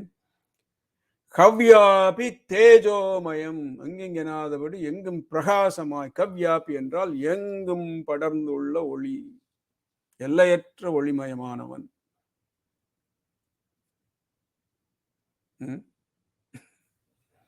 இதுதான் திருவண்ணாமலையில கார்த்திகை மாசம் மகாதீபமா நம்ம காட்டுறாங்க. கார்த்திகை தீபமா. என்ன இந்த ஒளி வடிவமா அவர் நின்னதுனாலதான் பிரம்மாவுக்கும் விஷ்ணுவுக்கும் அந்த தகராறு வந்துச்சு. இந்த கதையெல்லாம் உங்களுக்கு தெரியும். லிங்கோத்பவர். இதுக்கு நமக்கு பாருங்க திருவாலியமுதனார். அல்லாய் பகலாய் அருவாய் உருவாய். அருவாய்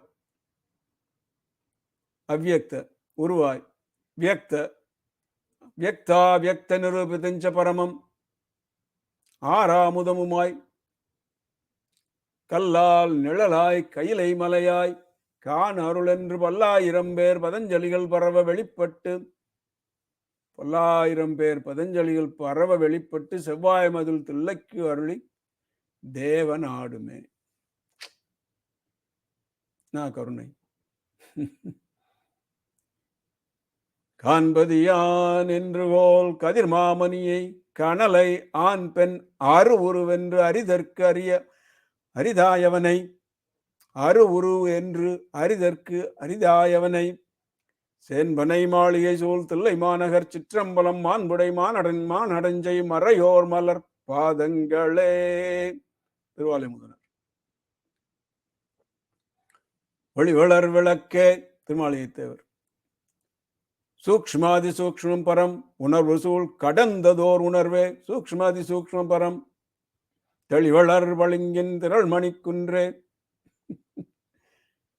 கருவூர் தேவர் விட்டு வரா அவர் எப்படி? ஓங்காராதி சமஸ்த மந்திர ஜனகம் ஒலிப்ப மந்திர கீதம். கண்டராதித்தர் அவர் விடுவாரா? வணிவான் சுடரு. கவ்யாபி தேஜோமயம் களிவான் உலகில் கங்கை நங்கை காதலனே. அருள் என்று ஒளிமால் முன்னே வரங்கிடக்க உன் அடியார்க்கு அருளும் தெளிவாரமுதே. தில்லை மல்கு செம்பனி நம்பளத்துள் ஒளிவான் சுடரே. ஒளிவான் சுடரே உன்னை நாயேன் உருவதும் என்று கொலோ. சோழராஜ நாயன்கிறார். மண்டலத்து ஒளியை சேர்ந்தனர். மண்டலத்து ஒளியை கவ்யாபி தேஜம் எல்லாம் இந்த பிரபஞ்சமே. மண்டலத்து ஒளியை விளக்கியான் நுகர்ந்த மருந்தை.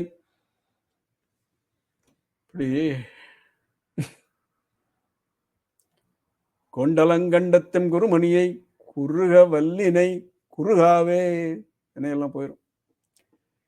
இந்த 5 வடிவங்களுக்கும் ஆகமத்தில் கூறப்பட்டுள்ள சித்திரங்கள் நீங்கள் இங்கு காண்பது போல பெரிதாக போட்டு காட்டுகிறேன்.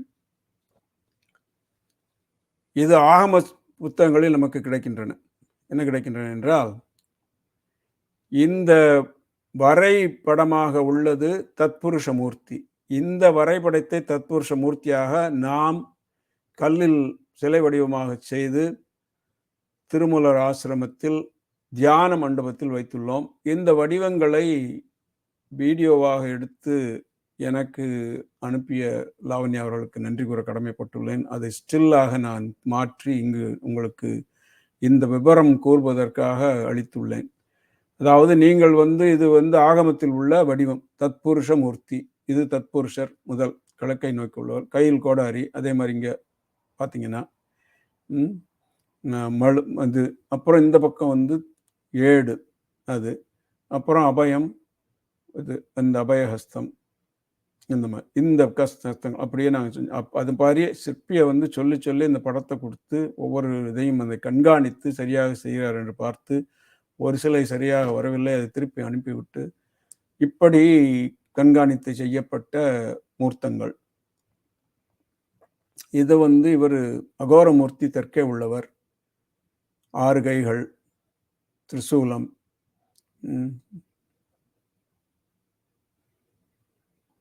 இவர் சத்யோஜாதமூர்த்தி.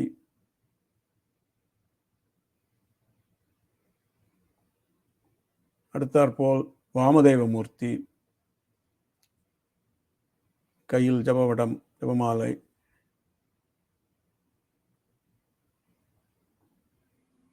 இவர் எல்லாவற்றிற்கும் மேலாக ஊர்துவமாக உள்ள ஈசானர் அருணபானலிங்கேஸ்வரர். மிகவும் அவர் தான் 4 மூர்த்திகளும் கீழே தியான மண்டபத்தில் இருக்கு. எல்லாரும் தலை மேல ஒரு உட்கார்ந்து இருக்கிறார். அருணபானலிங்கேஸ்வரராக அந்த ஈசான மூர்த்தி அருணபானலிங்கேஸ்வரராக இங்கே பாவித்து இந்த ஒரு அமைப்பை செய்துள்ளோம். சந்தர்ப்பம் கிடைத்தால் தாங்கள் அனைவரும் தரிசிக்க வேண்டுகிறேன். இத்துடன் இந்த உரையை முடித்துக்கொண்டு இந்த அரும்பெரும் வாய்ப்பை அளித்து 300வது நாளில் மறுபடியும் பொழிவு கொடுக்க வேண்டும் என்று எனக்கு ஒரு அருமையான ஒரு, இதை ஆங்கிலத்தில் சொன்னால் இஸ் அன் ஆனர் என்று கூறுவார்கள், என்ற எனக்கு ஒரு அரிய பெரிய சந்தர்ப்பத்தை கொடுத்த திரு லாவண்யா அவர்களுக்கும் நம்பி ஆரூரர் ஆராய்ச்சி மன்றத்திற்கும் நன்றி கூறிக்கொண்டு இந்த உரையை நிறைவு செய்கிறேன். சிவாய திருச்சிற்றம்பலம். ஓம் நம சிவாய்.